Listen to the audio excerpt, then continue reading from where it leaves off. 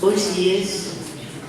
Eu vou dar início a esta sessão, vou apresentar brevemente o nosso convidado de honra de hoje, enquanto as pessoas vão chegando, para esperemos quando começar a hora deles, já está a sala tão cheia quanto queremos, estão todos a chegar agora.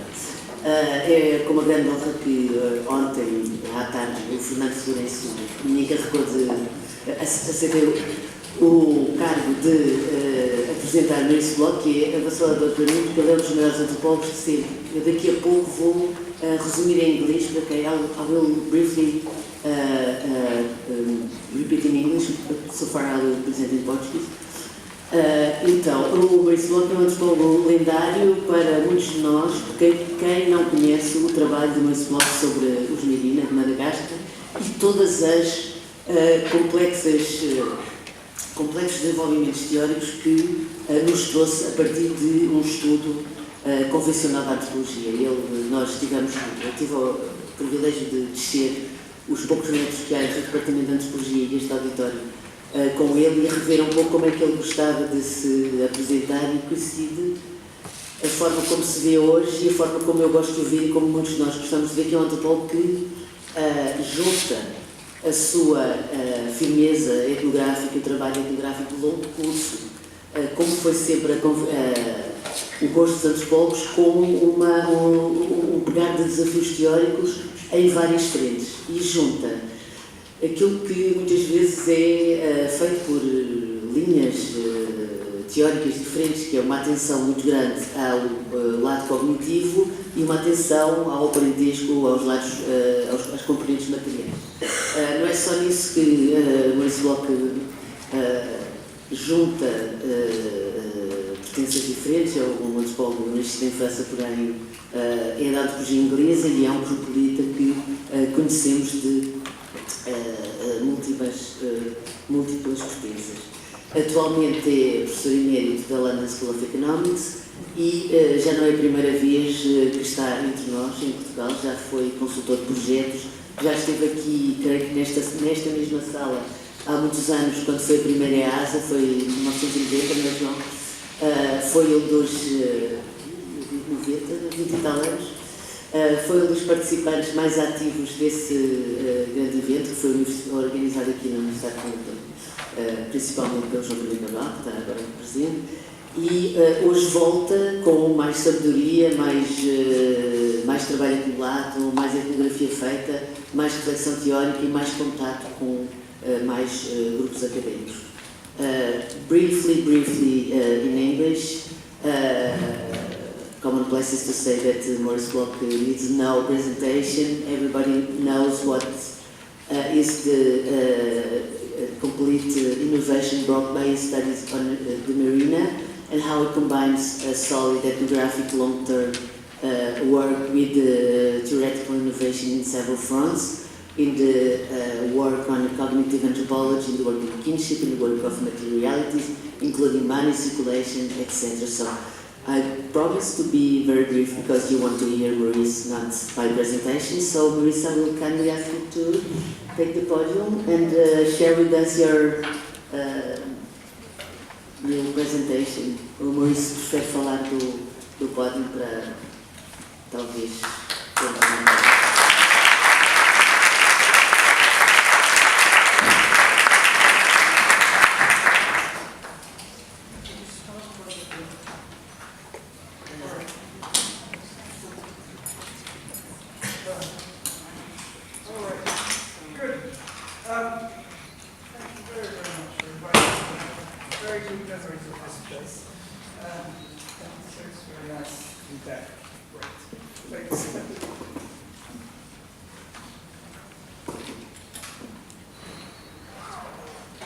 So the history of the academic subject called anthropology has been discontinuous. It started off in the late 19th century with a clear program that made it quite different to other disciplines such as ethnology and folklore, which then existed, though often outside the academy. Its purpose was to make a contribution to the evolutionary history of our species using whatever evidence it could. However, the project soon ran into all sorts of difficulties so great that in the branches of anthropology nowadays called social and cultural, it has been almost completely abandoned. The reason for this abandonment were many, but the most obvious ones came from criticisms from inside the discipline. One was the sustained attack in the United States on evolutionism, started by Boas and the Boasians, but which continued throughout the 20th century and took many forms. This led to the symbolical anthropology associated with names of Geertz and Schneider. And in refusing evolutionism, the American anthropologists seemed to become mostly cultural particularists of different kinds. If that had been all there was to that position, the discipline would have been simply non-theoretical. But in fact, American anthropologists were never happy with this diminished role, and so they made various attempts at general theory, which seemed to me and others to leave them in a kind of no man's land, which ultimately the so-called modernists revelled in. Another tendency which led to the abandonment of the evolutionary program was less theoretical and took the form of an almost exclusive stress on detailed interpretative ethnography focused on particular locations. This, in the research field, soon overshadowed all other enterprises. This trend is associated with the name of Malinowski and characterized British social anthropology. However, British social anthropology, in spite of its ethnographic focus, still hankered after the ambition to make general propositions about human beings without any clear, agreed general framework for this. Thus, the discomfort with evolutionary theory seemed to imply that simply doing ethnography was the logical way to go. But in fact, most anthropologists were never happy with this. They still wanted to make a more significant contribution than telling a string of little stories about odd places. In any case, professional anthropologists, for the most part, soon found themselves within anthropology departments which were building up. And there they were asked to do things like give general lectures on political systems or kinship and marriage. And probably for the first time in their lives, they had to move from the specific ethnographic focus to a much more general one, which the very nature of the courses which you were asked to teach required of them. I mean, actually, kinship and marriage is a very interesting one because to just do cultural particularist ethnographies about here and there just seems wrong-headed since it's so obvious that there are general principles at work somewhere in kinship. And it still is so right up to the present when one thinks of even the work of people like Hurdig in the recent innovative work on mothers and mothering. So once again, the fact of teaching draws the academic anthropologists, however unwillingly, towards generalizing theory. Picking up a theoretical framework leaves the modern anthropologists having to do this, but never having to do it all that seriously. It is out of this no man's land between generalizing and ethnography,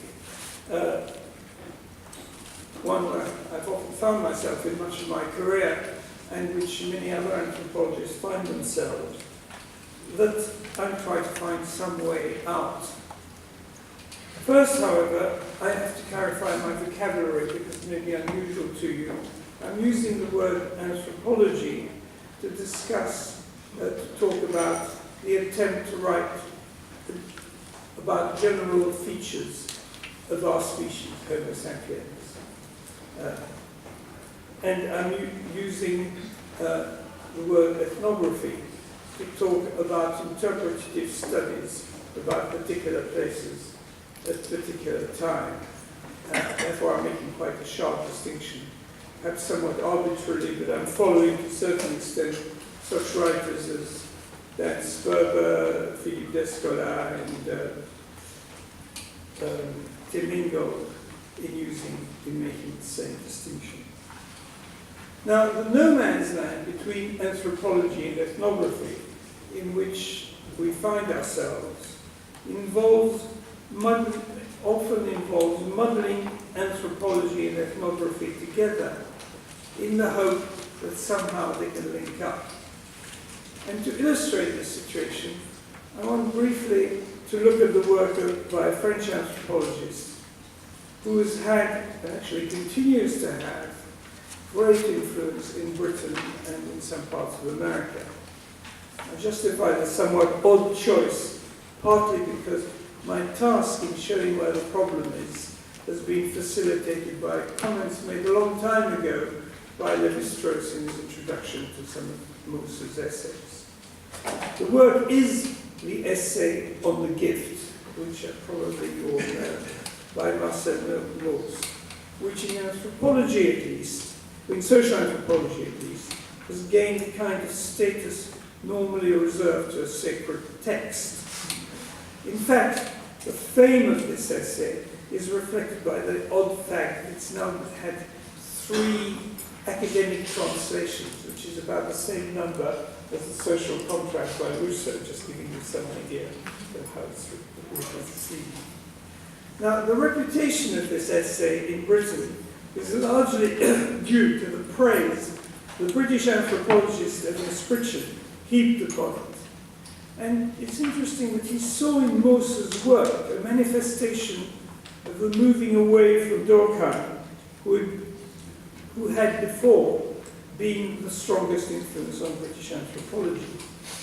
This moving away was presented by Evan Spritchen and his associates in Oxford as support for the attempt that they were engaged in of moving anthropology away from the social science model which had placed the subject within natural science, within anthropology, my terms, in other words. And they were trying to move it to a sort of somewhat indefinite place in the humanities, away from any attempt at generalizing about our species. In other words, again in my terms, towards somewhere in ethnography.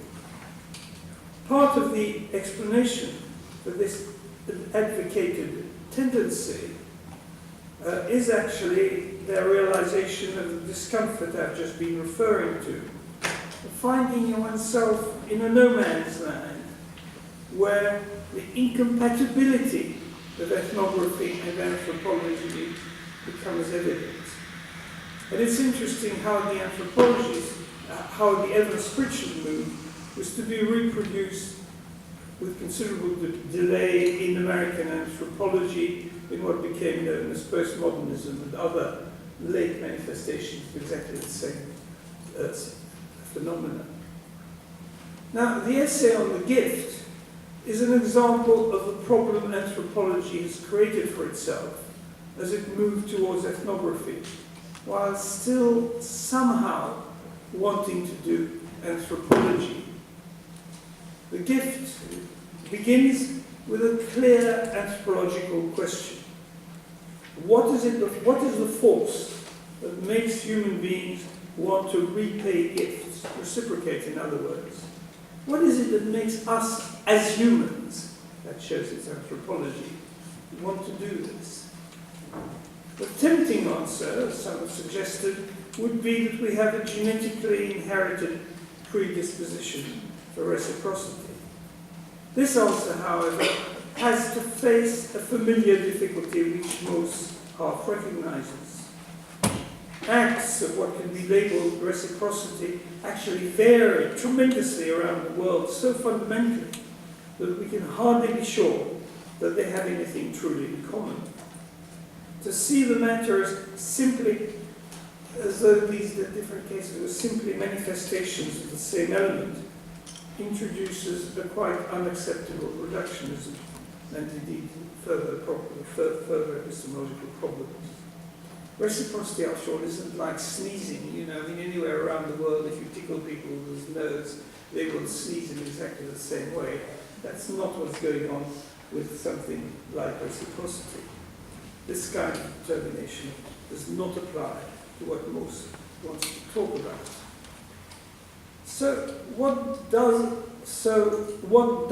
Mauss do to answer the anthropological question that he started off with? Well, he goes on for what one might call ethnographic tourism. He reviews accounts from different places where there occur practices which seem to have something to do with the obligation to repay, something to do with the obligation to repay. In other words, he hopes to find an anthropological answer in a number of ethnographies. The problem is that he soon realizes that the practices he's talking about are all very different. One could engage in a kind of form of categorization, as he does actually, which ignores the from the inside characteristic of a good ethnography, but he doesn't want to do this quite rightly. So he wants to keep what has been our strength of taking a from the inside point of view. But then, how do you go on? Instead, he goes on from Polynesia to Melanesia, from ancient Greece to Nordic law, and so on, in the hope of finding somewhere in all these examples the true spirit of the gift. Actually, there seems little reason to stop anywhere in this search, but Mauss actually does stop fairly early on, as a matter of fact. He finds what he's looking for in a Maori text about the how, which contains a mystical story about the spirit of the thing given wanting to get back to its original owner. The other cases then inevitably would be just botched attempts at doing the same thing. This kind of answer is, as Lévi-Strauss long ago pointed out, a pretty ridiculous answer to the anthropological question of the universal human characteristics for reciprocation. Why should Maori ethnography furnish an answer to an anthropological question? As Lévi-Strauss points out, however far you might wander in ethnographic example, you're just not going to find out an ethnographic answer to an anthropological question. In fact, Mauss, having started out with a very interesting anthropological question, is quite unable to find us any kind of a valid answer. You can't answer an anthropological question with ethnography. I can't stress that too much. You can't make an anthropological proposition emerge directly from ethnography. So we're in a terrible mess. The history of the subject has left us in a very awkward place between ethnography and anthropology, in a kind of no man's land in which we lose ourselves.